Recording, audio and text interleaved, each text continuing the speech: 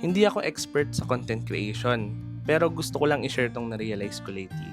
Lalo na kung pakiramdam mo na hindi ka qualified for it.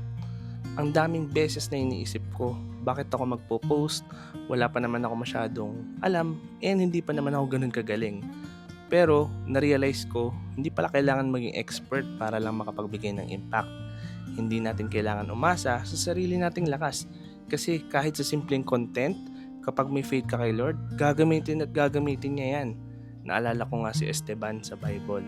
Hindi siya apostle, hindi rin siya kilalang teacher, pero he was chosen to serve tables. As in, tumutulong sa daily distribution sa church. Mababasa natin yan sa Acts chapter 6.